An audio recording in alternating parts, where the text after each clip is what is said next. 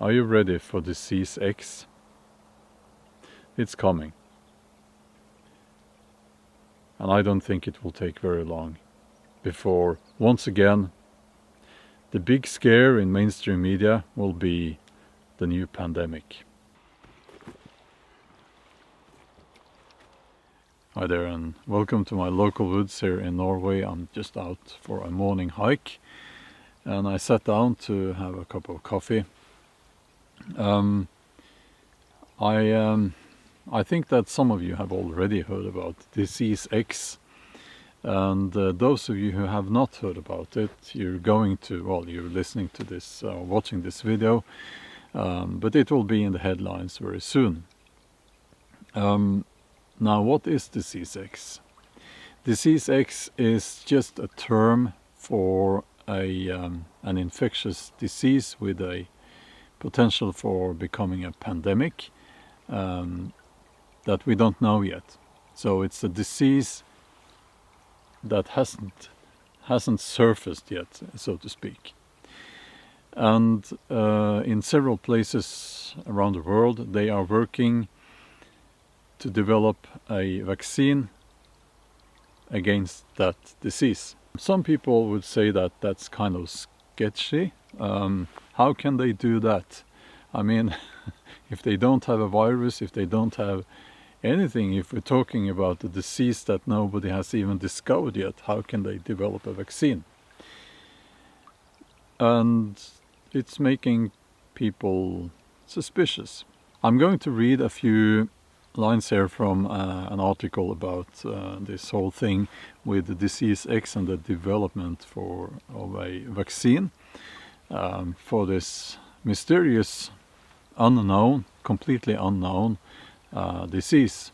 So it will put things into a context. It says here that a secret military-linked UK laboratory is making new variants of COVID and working on a vaccine for disease X in order to stop the next pandemic in its tracks, according to the BBC. Now, I will say that how secret can it be when BBC was there? But anyway, state propaganda TV channel BBC, they were there to push even more propaganda out there, like they did during COVID. So it says here that their work builds on the response to COVID, which, and let me add that was perfectly handled, wasn't it? And aims to save lives and minimize the need for lockdowns when a new disease next emerges. Okay, let me translate for you guys. You must take the vaccine, or else we will lock you all up again. It says here that the combination of climate change, urbanization and people living closer to animals, the source of many new diseases which transfer to people, means we're facing a rising tide of risk. As always, we must blame this on climate change, of course. The aim is to work with the pharmaceutical industry, scientists and doctors to support all stages of vaccine development. What I'm reading here is that this whole thing is partly funded by the likes of Bill Gates, who will make even more money when this new vaccine is pushed onto the population. This professor that is being interviewed here at this research facility, this one is in Wiltshire in the UK. She says that in the future we need to be on the front foot and try to stop any pandemic before it even begins. And my question here is, how will they do that? And I will guess that they will claim there is a potential virus and they will say, here's the vaccine and you must take this vaccine because of this potential disease. Now, of course, there is no mention here of the lab leak theory. Myself, I'm not a doctor, I'm not a scientist, but I'm getting a little bit worried because I know that there are several of these military top secret research facilities where they are developing viruses and combinations of viruses and diseases. They are scattered around the globe. It makes me a little bit worried. This being YouTube and all that, I can't really talk about the lab leak theory, but I can tell you that, and I made a note here, in 2007 there was an outbreak of foot and mouth disease, and that originated with a leak from the Pitbright Institute, one of 8 UK research institutes supported by the UK's Biotechnology and Biological Sciences Research Council. So, if you're still here and watching, thank you. This can get a little bit detailed, but it's important that we understand what we're dealing with here. And we know quite a bit about how a new pandemic or a new potential pandemic will be handled, because we have already been there. We've seen that. We have felt it. We have been through it. They will push a new vaccine, and I'm using that term. I don't like to use that term actually, because I can't really finish that sentence even here on social media. But that's what they will do, and they will say that, well, you'll have to take this shot in the arm, and if you don't do that, you will be responsible for another lockdown. They will coerce and force people. They already have shown that they will do that, so they will do it again.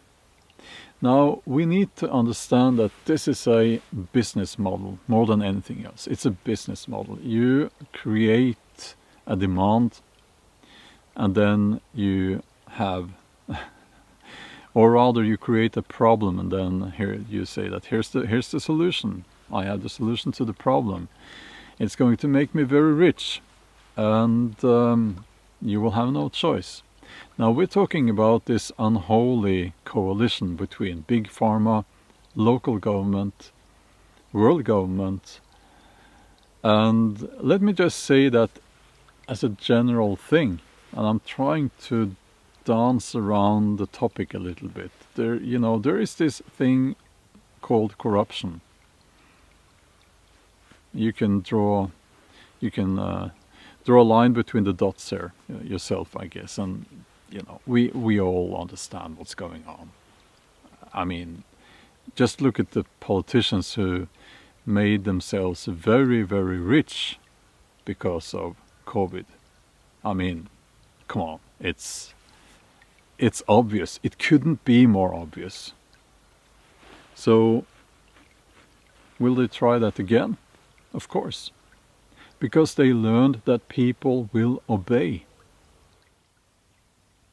So how can we prepare?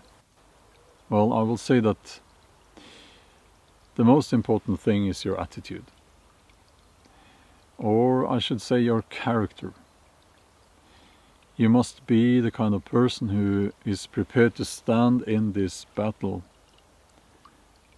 for a very long time.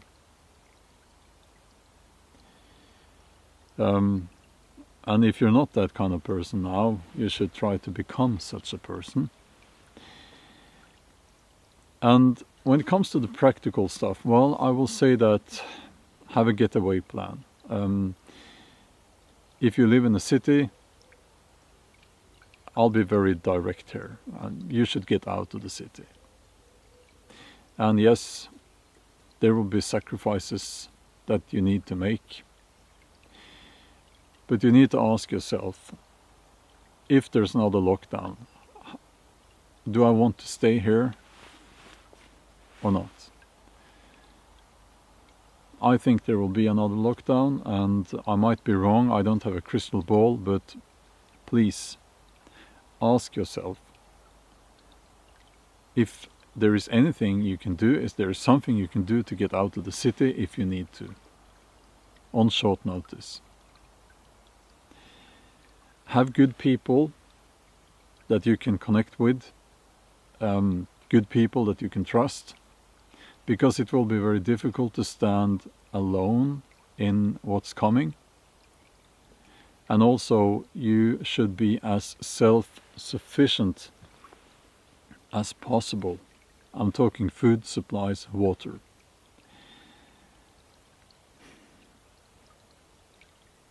But the most important thing is your attitude. You must be willing to suffer for your freedom, because freedom is what this is about.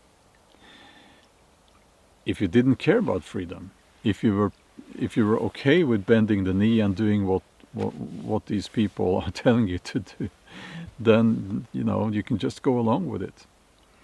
And I'm not speaking to those people. I'm speaking to those people out there who actually value freedom, and people who understand the importance of freedom.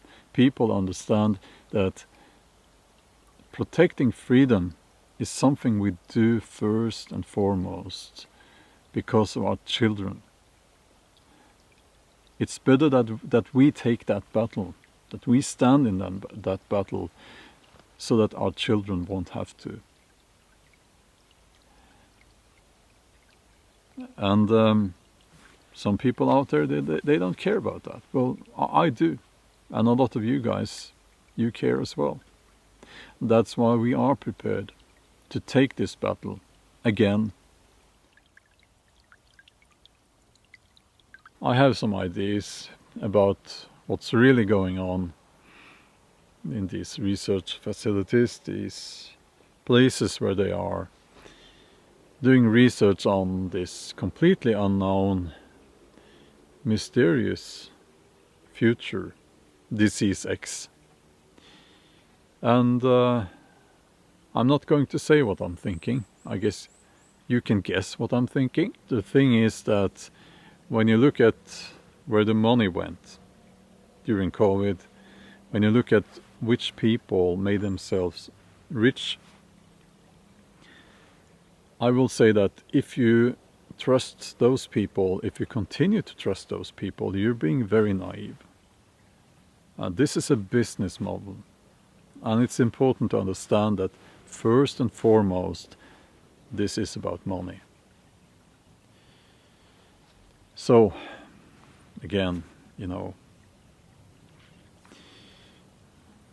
prepare, be ready, be strong,